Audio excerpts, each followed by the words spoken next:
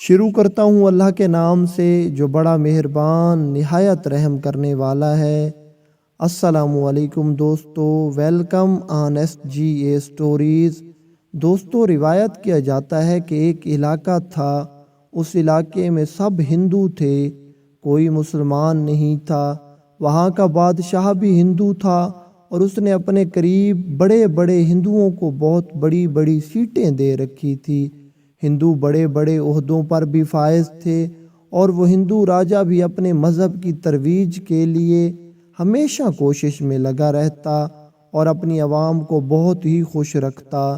اگر کوئی مسلمان ہونا چاہتا تو وہ ہندو راجا اس کو قید کر دیتا۔ اگر وہ مان جاتا کہ ہندوازم ہی سچا مذہب ہے اور میں پکا ہندو بن جاؤں گا، اس کو چھوڑ دیا جاتا، وگرنہ اس کو قتل کرا دیا جاتا۔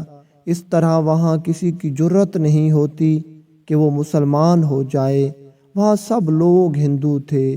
پھر ایک دن ایک اللہ والے کا وہاں سے گزر ہوا۔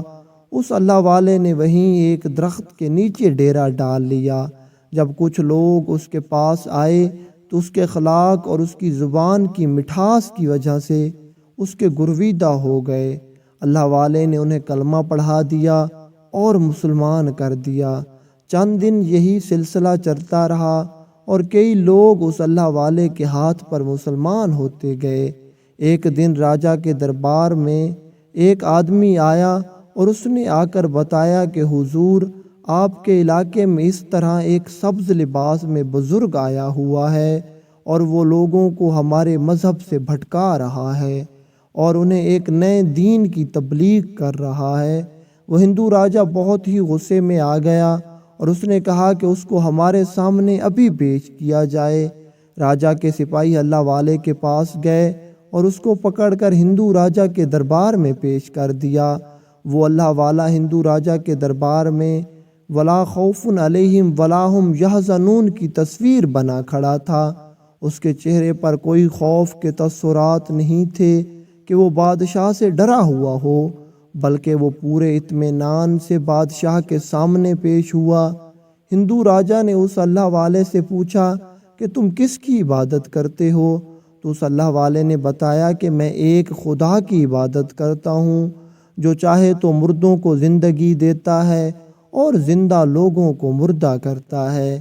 ابھی وہ ہندو راجا کچھ اور ہی پوچھنے والا تھا کہ ایک اور شخص نے آ کر اس راجا کو بتایا کہ حضور، فلاں جگہ پر جو جنگ ہو رہی تھی اس میں ہمارے 70 سپاہی مارے گئے ہیں اور ان کی لاشیں بھی آ رہی ہیں۔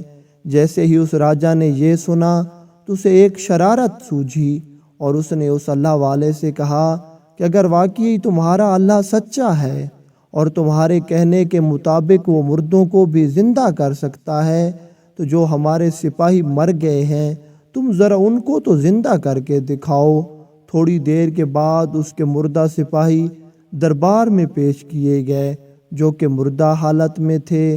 اس اللہ والے نے ان کی طرف نظر کرم کی اور اللہ تعالیٰ سے دعا کی کہ اے اللہ، اب بات تیری وحدانیت پر آ گئی ہے، ان کو زندہ کر دے۔ کہتے ہیں کہ ابھی اس اللہ والے کی دعا پوری نہیں ہوئی تھی کہ ان سپاہیوں میں جان آ گئی اور وہ سب کلمہ پڑھتے ہوئے اٹھ بیٹھے۔ ہندو راجا یہ دیکھ کر بہت پریشان اور حیران ہوا اور سکتے میں آ گیا۔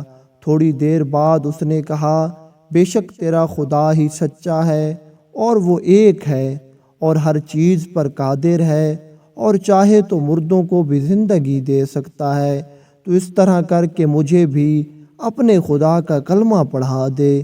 اس بزرگ نے ہندو راجا کو کلمہ پڑھوا کر مجھ سے مسلمان کر دیا اور بادشاہ کو دیکھتے ہی باقی لوگوں نے بھی کلمہ پڑھا اور سب لوگ مسلمان ہو گئے۔